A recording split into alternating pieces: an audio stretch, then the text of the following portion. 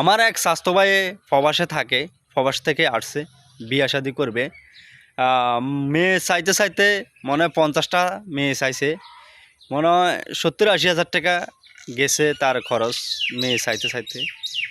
আহ, তো আসলে কি একটা মজার বিষয় যে ঈদের চাঁদে অনেক সুন্দর সুন্দর মেয়েরা আসে দেশ গ্রামে, টাউন এলাকার দেশ গ্রামে আসে। তো বিনা টাকায় সাউন্ড যায় আর এই মেয়েদেরকে।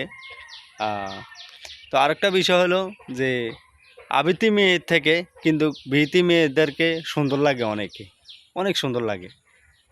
তো আমার স্বাস্থ্য ভাই যে বিয়ে শাদি করবে হাতে ওই আবৃত্তি মাইয়া পছন্দ না করি, হাতে বিহিতি মাইয়ারা পছন্দ করে বইছে।